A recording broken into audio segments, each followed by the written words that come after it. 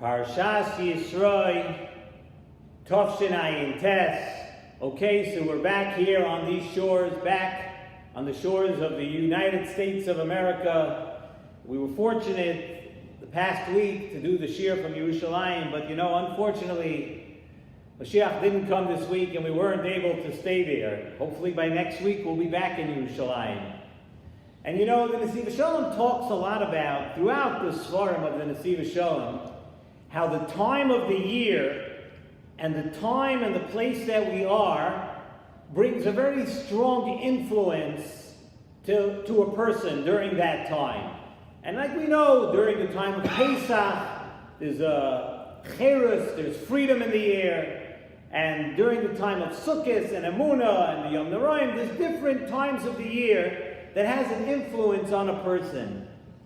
And the Nesivos Shalom tells us this week in Parshas Yisro that this week he calls Shabbos Kabbalas HaTorah. And the Nesivos Shalom talks a lot about the fact that every single year when we come around to Parshas Yisro, when we come around to this week, so there is Kabbalas HaTorah in the air. A person has a much better chance of actually learning and absorbing the learning and being mekabel the Torah, because he calls the Shabbos Kabbalas HaTorah. This week's parsha, we know we have the S.S.S in the parsha. So now we speak to you this week about Shabbos Kabbalas HaTorah. However, we're going to speak a little bit about the beginning of the parsha, because the last number of years we've spoken specifically about the S.S.S and Kabbalas HaTorah. We've got to do a little variety here. We can't do the same every year. Beginning of this week's parsha, before Kabbalas HaTorah, Vayishma Yisro Kayin Midyan Chaysein Moshe, Moshe Rabbeinu's father-in-law, Yisro, he heard, Eis Kol Asher Asah Lekim Moshe Yisrael, heard everything that Hashem did to his son-in-law, Moshe Rabbeinu, to Yisrael, to Klal Yisrael, Yisrael Amoy, right? Ki hoitzi Hashem es Yisrael miMitzrayim.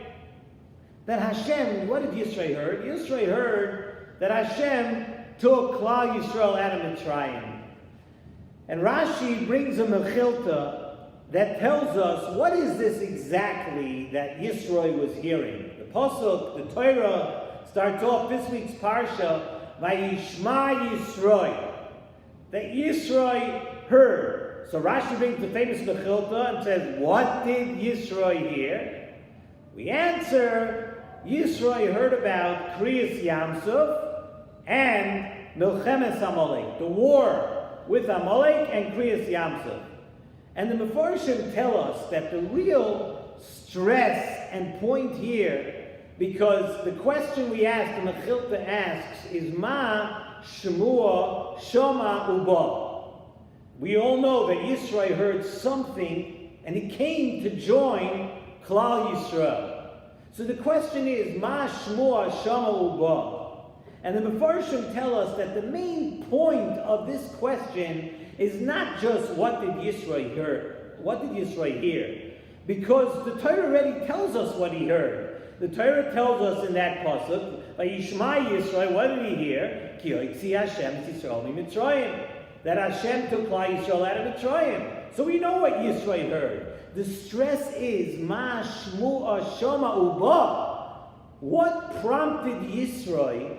What did he hear that actually made him come and join Klal Yisrael?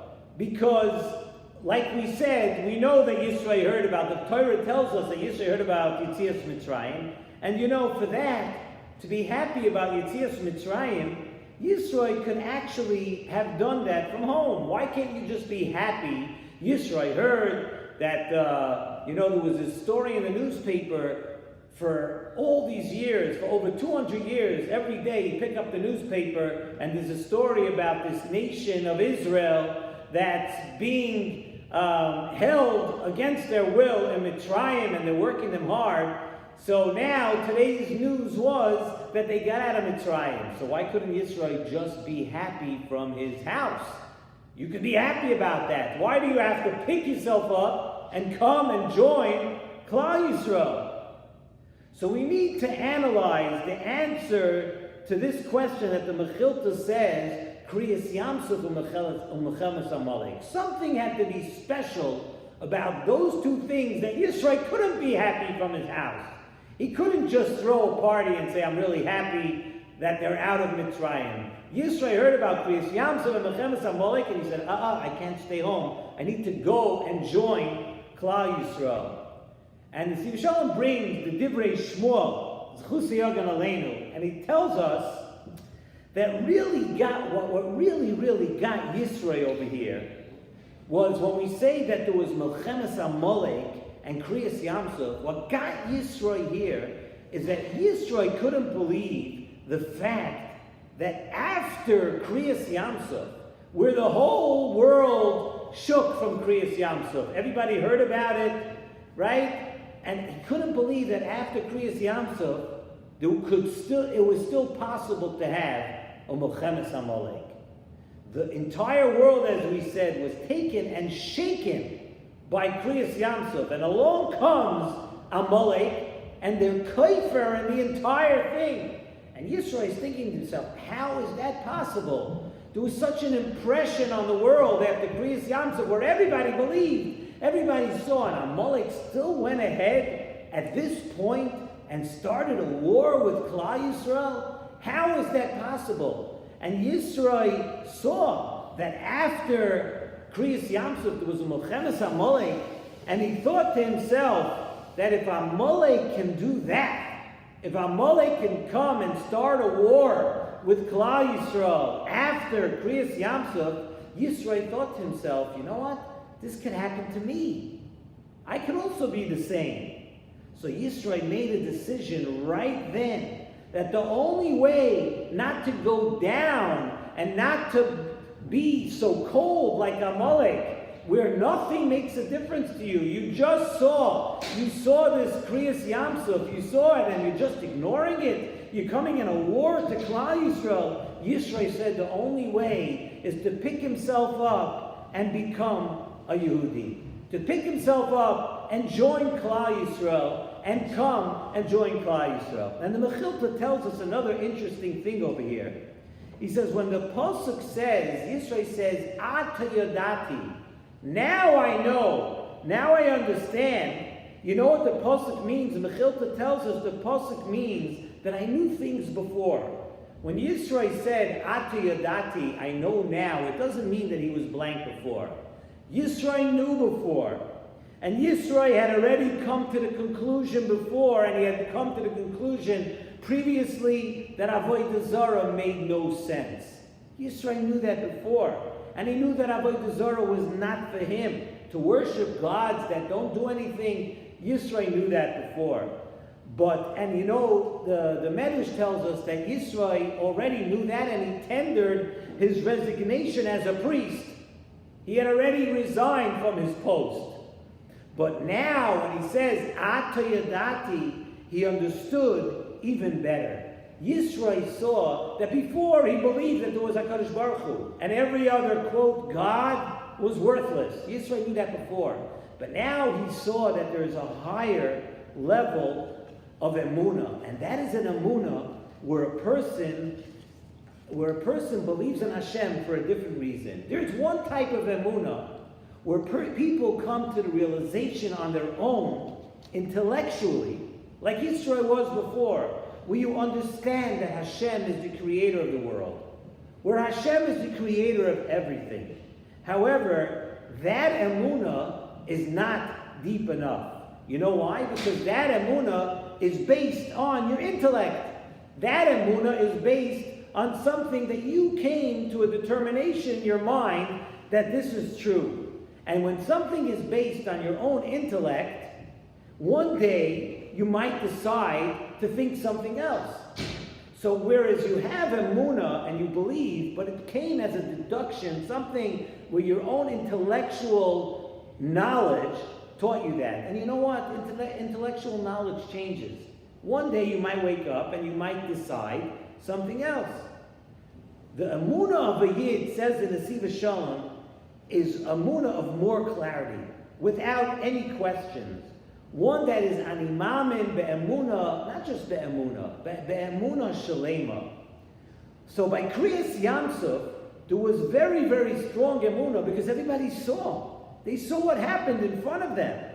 Yet, at Kabbalas HaTorah, in this week's Parsha, at Kabbalas HaTorah, the Torah still tells us, begins S.S.S. HaDibros with, Anochi Hashem Alekecha. Why do we need Anochi Hashem Alekecha? Everybody saw Kriyas Yamsuf. It was in front of their eyes, but the Torah still tells us, Anochi Hashem Alekecha, that there's a higher level of Amunah, and Amunah that we believe, you know why? For one reason only. Just because the Torah said so. And just because Hashem said so. One that is not at all contingent upon what we see and what we hear and what we absorb in our minds. And even when it is cloudy sometimes, and even when we can't really understand, we need to believe because of Anochi Hashem Alekecha. Because the Torah says, I am Hashem. Hashem says, Anochi Hashem Alekecha. And that is the new level of Emunah that Yisro acquired now. Ata Yadati. And the only answer for Yisro was to come and to join Klal Yisrael, to have the Emunah of a Yid, the clarity of Anochi Hashem Alekecha in our parsha of Kabbalas HaTorah. And really says in the Nesivos Shalom that is that way with all mitzvahs. And that we need to do mitzvahs not because we think we understand them in our minds. Many people that are not Jewish will understand that you can't steal and you can't kill someone. It makes sense. Those things make sense in our mind. Yet a Yid is supposed to do it based on our Amunah, not because it makes sense, because some other things might not make so much sense to you. A Yid has to do it because the Torah tells you can't steal, you can't kill somebody. Plain Amunah. And that is the Yisoid of our Amunah, because Hashem said so. And that is really what is unique about Kriyas Yamsuf and Milchemes Amalek that Yisro was now processing in his mind. Milchemes Amalek and Kriyas Yamsuf are a battle of what the world saw, which was Kriyas Yamsuf, and then there was an Amalek who was the antithesis to this, who says, I can still have a different intellect. The world saw, it was in front of your eyes, and Amalek said, but I don't care. I don't care. I saw it, but I have a better idea. I know more. I know better. And that's what happens when your emunah, when your belief is based on intellect, something that you think you see and you process. And Yisro saw that there has to be a higher level of emunah. Because look what happened. Amalek just saw everything in front of their eyes, and sometimes we see things in front of our eyes and we deny them. And we look and we decide other things when we want to decide what's convenient for us. And Yisro saw that choice in front of his eyes. Those two things, and Yisro knew at that point exactly what he had to choose. Yisro wanted to choose emunah that comes from just listening to HaKadosh Baruch Hu, from the Torah saying, Anochi Hashem Alekecha. Emunah that comes from your own intellect, emunah that comes from thinking, does not last. And on this Shabbos Kabbalas HaTorah, like the Nesivos Shalom calls it, this is a lesson, the first lesson of the S.S.S. Anochi Hashem Alekecha. That's a lesson, and sometimes it's a lesson that we need to believe in our lives. We need to believe when we do mitzvahs. We need to believe for our parnasa. Anochi Hashem Alekecha means that I am God. I'm the one who provides you with your needs, and I'm the one who tells you what to do, and I'm the one, Anochi Hashem Alekecha. That's it, need not go any further. You want parnasa, you want rely on Hashem. Hashem is saying, I am the one. Emunah is totally based on those words, the first words of the S.S.S. And that is what Yisro saw. And that's why the Mechilta tells us, that's why Rashi tells us, Milchemes Amalek, Kriyas Yamsuf. Two different types of Emunah. Yisro saw those two things and he knew what he had to do. Because if he stayed home and he tried to be happy from home and he sat on his couch, one day he could turn out like Amalek, where you change your mind and you don't believe the way you should in HaKadosh Baruch Hu.